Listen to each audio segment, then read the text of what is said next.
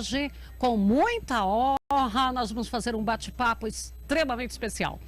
Flamir Brandalese está aqui, é um dos maiores conhecedores do mercado agrícola, agroeconômico do Brasil. Flamir, boa tarde, obrigada pela presença, uma honra tê-la aqui. Boa tarde, a honra é minha de estar aqui presente contigo aí, que é um ícone do nosso agro, né? Bom, vamos o que o produtor quer saber. Primeiro, vamos fazer aí um resumo geral de como é que está esse momento. Olha, o produtor, ele levou um susto nesse ano, né? Esse ano foi um ano bem atípico. Bem atípico por quê? Nós tivemos um ano de uma super safra de soja, safra gigante que está aí. Nós temos um ano de que está vindo uma super safrinha, então é muito volume. E o sonho do produtor seria pegar cotações boas que nem teve aí nos últimos 2 anos. Então, e isso o produtor se deparou que não está acontecendo. E o que aconteceu para estar essa situação? Nós tivemos esse ano, é um ano que a gente acompanha há muito tempo, que aconteceu todos os fatores possíveis negativos para a soja, para milho, que são fatores aí que são extras, não são de fundamentos. Não é a questão da demanda do mundo, não é a questão da oferta. A oferta está limitada, os estoques estão apertados, os fundamentos são bons. Mas nós tivemos fatores aí que atrapalharam muito. Nós tivemos um mercado financeiro muito preocupado, muito nervoso, tivemos quebradeira de bancos, tudo isso acabou pressionando, trazendo uma pressão negativa, psicologicamente negativa. Banco Suíço, nós nunca tínhamos tido na história de Banco Suíço quebrar, isso fez os investidores ficarem cautelosos. Tem muita pressão do mercado financeiro para liquidar a posição, apostando na baixa, apostando na recessão. Nós estamos com alguns problemas da recessão, tem inflação nos Estados Unidos. Tem outro fator que não foi resolvido até o momento, que é a questão do grau do endividamento americano. Então o teto do endividamento americano foi batido e agora o Tesouro americano está pedindo para o Congresso americano um aumento do teto para emitir novos títulos americanos. E o Congresso não está fácil de negociar. Isso é um fator que pressiona as commodities para baixo, pressiona a soja, milho, petróleo. Isso deixa o mercado internacional nervoso. Ou seja, tivemos todos os fatores possíveis negativos. E o Brasil tem mais um problema. O produtor esse ano ele está com a safra muito grande na mão. Então hoje o produtor vendeu aí uns 55, 56% da safra. Mas nós estamos falando de uma safra de 156 milhões de toneladas, tem algumas estimativas que falam até 159 milhões de toneladas que foram colhidas. Então nessa situação nós temos entre 70 e talvez até 80 milhões de toneladas ainda para negociar. E o produtor vem retardando essa negociação. E esse retardo faz com que o mercado olhe, não tem muita soja, vai sobrar soja. E daí não tem por que o mercado reagir. Então essa é uma posição muito confortável do comprador, né? Esse é o ano do comprador. E os anos anteriores eram dos vendedores. Você falou aí de 55%, 56% vendido. E qual era a média dos anos anteriores? Olha, a média, por exemplo, o ano passado nós tínhamos aí perto de 66% a 67% vendido. E a média é no mínimo 65%. Então nós estamos 10%. Mas não é só esse número, né, da média. A questão é que o ano passado nós tínhamos vendido da safra 66%, 67% e restava 40 milhões de toneladas para negociar. Esse ano, como a safra aumentou 30 milhões, nós estamos sobrando 70, 80. É esse volume que pesa mais, não é a questão da percentagem efetiva, é a questão do grande volume que está disponível. E tem mais um gargalo, tem um grande volume de milho para chegar, a soja está com os armazéns cheios e não tem onde colocar todo esse milho. Então é essa condição que dá ao comprador, o exportador, o mercado internacional, aí a China, o setor de ração brasileiro, uma posição muito confortável, né? O setor do suíno esse ano, eles, se não decolar esse ano aí com farelo barato, milho barato, nunca mais vai decolar. Meio parar a exportação ou segurar os embarques para dar condição para o nosso comprador, o importador, ver e você provar para ele que a realidade é um foco em algum lugar e as demais regiões não têm o problema. Então, isso pode acontecer, e isso dá uma chacoalhada, isso acaba desvalorizando, como o boi perdeu valor, e há possível do frango. Eu não acredito de uma queda muito brusca na produção, porque se tiver algum problema de gripe aviária, vai ser localizado e vai ser eliminado. O Brasil é muito eficiente nessa parte sanitária, o Ministério da Agricultura tem uma situação, tem uma estrutura boa, ele tem uma estrutura boa. Goiás é agrodefesa, mas cada estado tem ainda. Então os estados que são importantes nesse segmento são muito bons. Então isso é muito fácil de resolver, ou seja, elimina, acaba, pronto e passa para frente. Então eu acho que é um caso, mas só que quando acontece as exportações existe aquela parada, então acaba atrapalhando, desvaloriza o produto. Só que tem que levar em consideração que nós estamos falando do maior exportador mundial de frango, do maior. E quando o maior sai do mercado, o mundo sobe os preços muito. E daí os importadores vão vendo o frango brasileiro, pegando um frango brasileiro na faixa de $1.800, $2.000 a tonelada. E daí saiu o Brasil no mercado, imediatamente o mercado vai pagar $2.500, $3.000 a tonelada. E daí o importador, não, o Brasil não pode ficar fora muito tempo. Eles vão rapidamente querer que a gente dê condição para voltar a exportar, em função de que nós somos o maior. Se a gente fosse um pequeno, que nem a Argentina, certamente ia isolar o país e ia sofrer muito por muitos meses. Então, certamente, esses 180 dias, não vamos ficar esperando para exportar esses 180, que é meio ano. Não, eu acho que não vai acontecer isso aí. Se acontecer, o mundo vai ter que pagar mais caro. Não tem saída, então o mundo vai pagar mais caro. Mas eu acho que o mundo não quer pagar mais caro. Ele vai dar um jeito, dizer, aonde que é os focos? Eliminou. Agora tem condição sanitária, faz exame, tudo testado, tudo certo, não tem problema. Então eliminou o problema. O Brasil tem uma facilidade de liberar rápido. Como aconteceu com a vaca louca aí, que em menos de 2 meses nós já estamos, hoje faz 2 meses, nós já estamos exportando o boi já no ritmo normal que era antes. Então nós temos uma condição de recuperar rapidamente o processo. E certamente se tiver algum problema, como nós não vai ter isso, a carne não vai ter o problema nacional, só vai ter foco, se tiver. A carne no Brasil vai para o varejo vai vender a R$5 o frango, e o consumidor brasileiro ainda consome muito pouco, ele vai comer mais e já rapidamente dá fluxo, não vai sobrar esse frango. Só lembrando que até agora foram 5 registros de animais contaminados, e estas aves todas são silvestres, não são de aviários para garantia para comercialização. Você falou aí, e ontem eu acompanhei. Bom, gente, aqui também tem o aeroporto, o aeródromo que está aqui da feira. Nesse momento os barulhos são típicos de feira, tá? Eu acompanhei um fim de bate-papo ali que o Brandalize estava fazendo, e você falou desse endividamento dos Estados Unidos.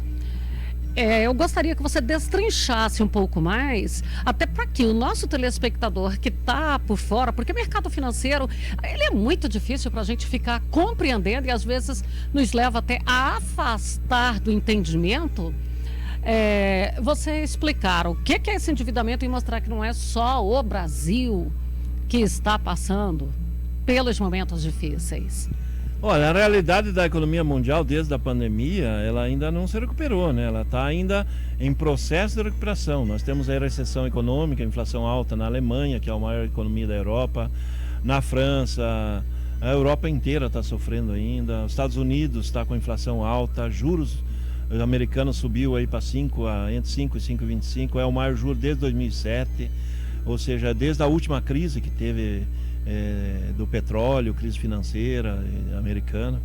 Então o ambiente internacional da economia ainda não voltou ao normal. O que está acontecendo hoje? Nos Estados Unidos, o grande problema é que os Estados Unidos ele tem um teto de gasto de endividamento. E o teto americano ele é estabelecido pelo Congresso, ele está em 31,4 trilhões de dólares. Então esse teto ele foi batido. E já tem títulos vencendo desses títulos públicos americanos, do Tesouro Americano, agora em junho. E o que acontece? Hoje o Tesouro está pedindo ao Congresso uma autorização para emitir novos títulos e aumentar o teto. Então esse teto é em 31,4 trilhões de dólares. Eles estão pedindo para aumentar para 33, 34 trilhões de dólares para poder emitir título, papel, e poder imprimir dólares para pagar os títulos que estão vencendo. Como o Congresso hoje ele é um Congresso de domínio republicano e o governo é democrata, então está havendo uma queda de braços aí entre ambos. E a Janet Yellen, que é a secretária do Tesouro americano, ela já vem falando há 2, 3 semanas em que, se não aumentar o teto de gastos, vai ter o calote americano, e daí o título americano não paguei, pago quando eu puder, vai ser que... E quando tiver um calote americano, todo o mercado internacional vai se proteger e a gente pode ter mais queda nas commodities, porque daí o pessoal liquida, o mercado cai, as empresas, as ações, tudo cai, porque é uma coisa atípica. Certamente à frente eles vão aumentar o teto de gastos e vai pagar, e tudo bem, como eles já fizeram muitas vezes. Hoje, só para fazer um paralelo e comparar, o teto do gasto de dívida americana de 31,4 trilhões de dólares que eles devem em títulos deles é o equivalente a quase 25 anos de PIB brasileiro, para ver o nível do endividamento americano. Então eles precisam aumentar o teto de gastos, vão aumentar certamente, só que enquanto não aumentar, fica toda essa instabilidade, mercado financeiro nervoso, e se realmente eles não aumentar até o vencimento dessa primeira fase de dívidas, nós vamos ter mais uma onda de baixa ainda, pode ter. Se aumentar, a partir do momento que aumentou o teto, emitiu dinheiro, pagou a conta, o mercado financeiro volta a fluir bem, o que poderemos? Mais dólares vão ser investidos nos Estados Unidos, mais dólares vão comprar esses papéis, e dólares saem do Brasil, que estão entrando fácil hoje, para aplicar nesses títulos, pode até ter uma valorização do dólar no Brasil, além de uma possibilidade de valorização das commodities em geral. Então aí pode ter um sentido inverso, né? Aumentou, emitiu o título, dólar sobe no Brasil, commodities sobe e até soja e milho pode ter um pequeno avanço positivo. Pois é, agora era aquele momento. O que eu faço? Eu posso vender soja? Que hora? Porque tem uns que falam, é novembro que vai dar. Em novembro, tem essa perspectiva que a minha soja esteja com um preço melhor? O milho, o que eu vou fazer? Eu vou botar no silo bag lá, no silo bolsa e ficar esperando? Olha, hoje o produtor, que a gente sempre brinca nas conversas aí com o produtor, que existem aqueles momentos que a gente dá aquelas dicas que a gente nunca manda o produtor vender ou comprar nada. O produtor tem que saber a situação dele. A gente mostra o mercado para o produtor. Ó, o momento é favorável para uma venda, porque as cotações estão boas. O momento é desfavorável, é o momento de segurar. O que a gente está mostrando hoje? Hoje nós temos uma situação, cotações de soja e milho em baixa, possível do milho cair mais, soja está muito perto do fundo do poço. Podendo ter essa nova queda se tivesse problema de calote americano, de ambos. Mas nós estamos num momento que os insumos estão nos níveis mais baixos em 3 anos. Então a relação de troca de soja para insumos está muito favorável. E a tendência dela é se distanciar para frente. Os insumos tendem a estar mais altos no segundo semestre, na boca do plantio, porque tem muito insumo para ser negociado e o produtor está deixando para frente, e talvez quando ele vai comprar lá na frente, os insumos vão estar mais caros. E se o produtor continuar segurando a soja, se a gente recomendar ao produtor não venda, esses 70, 80 milhões de toneladas vai ficar para o segundo semestre e provavelmente o mercado não vai subir. Porque é muito produto para vender e daí não vai ter para quem vender. Então hoje o produtor tem uma oportunidade de fazer uma operação de um BART, de um RED, numa troca efetiva, e se proteger no mercado futuro de Chicago numa posição de alta. Se o mercado realmente subir, aí tende a subir. Se ele vender hoje 20, 30 milhões de toneladas disso aí, usar isso aí para quitar dívida, comprar insumos e fazer uma operação de opção, na alta a chance dele ganhar são grandes. Se ele não vender nada, hoje se a gente recomendar, o mercado vai subir no segundo semestre, que a tendência seria essa, e ninguém vender, ele não sobe, porque vai ter muito produto depois, porque tem muito produto de soja e vai ter muito milho. O milho também tem esse problema, o milho ainda vai cair mais, e se o produtor vai olhar o mercado do milho hoje, o balizador do milho é a exportação. A exportação, eu estou vendo até bons os níveis, de 58 a 65 nos portos, para o segundo semestre. Mas se tiver uma super oferta de milho no segundo semestre, esse nível do porto também pode cair um pouco.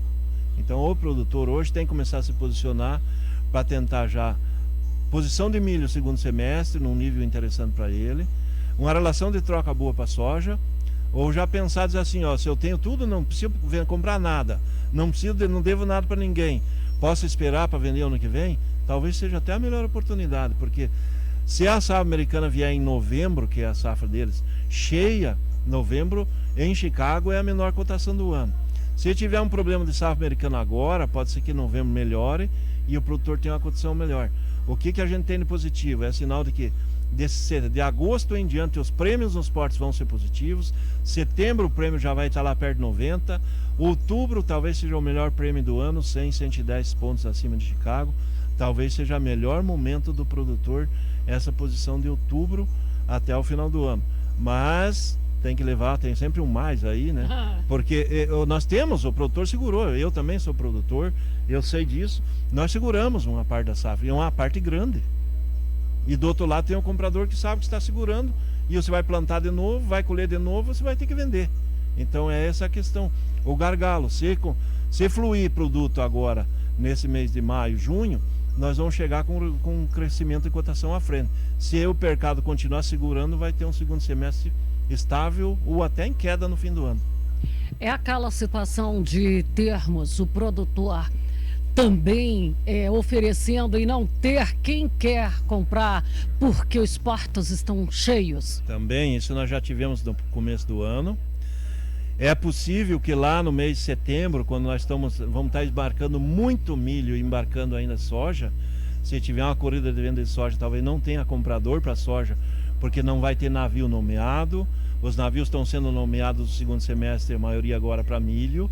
Então, e nós temos uma limitação de porto, até a gente faz uma campanha aí com o setor para o produtor sempre divulgar em tudo que é lugar, dobrar a capacidade dos portos brasileiros. Nós temos uma capacidade máxima de 20 milhões de toneladas entre os grãos e farelos, e nós estamos exportando dentro do limite. Esse mês aí nós vamos exportar perto de 20 milhões de toneladas, só de soja 15.900, a projeção de fechar maio. Então nós estamos no limite, e quando chegar no segundo semestre vai exportar 10, 12, 14 milhões de milho, a soja vai ficar com limite de 4, 5, 6.